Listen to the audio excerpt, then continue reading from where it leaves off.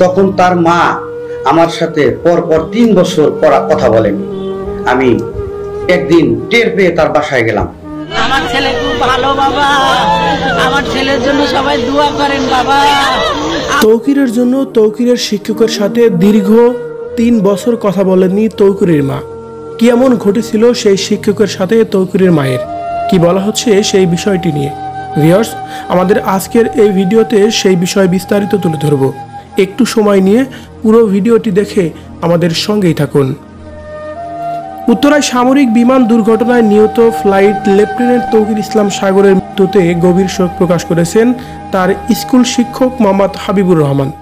শোক প্রকাশের পাশাপাশি তিনি তুলে ধরেন এক হৃদয় বিদারক স্মৃতি, যা আজও তাকে আবেগপ্রবণ করে তোলে। তিনি বলেন, তৌকির আমার সরাসরি ছাত্র ছিল। আমি তার ক্লাস নিয়েছি। খুবই নম্র, ভদ্র ও প্রতিভাবান একজন ছেলে ছিল সে।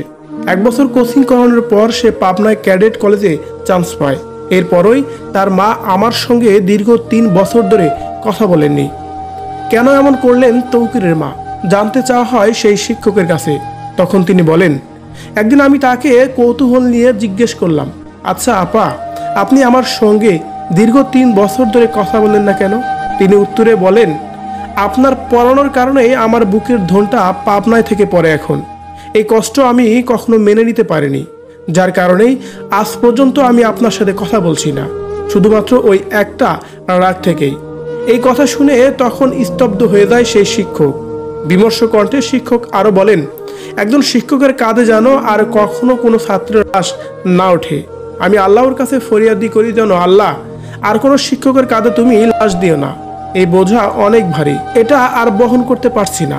সামরিক প্রশিক্ষণের সময় দুর্ঘটনায় নিহত তরুণ পাইলট তৌকির ইসলাম সাগরের মৃত্যুতে পুরো দেশ এখন শোকে স্তব্ধ। তার আত্মার মাগফিরাত কামনায় বিভিন্ন স্থানে দোয়া মাহফিলও অনুষ্ঠিত হচ্ছে। শিক্ষার্থীদের জীবন রক্ষায় আরও কার্যকর নিরাপত্তা ব্যবস্থা গ্রহণের দাবিও জানিয়েছে দেশব্যাপী।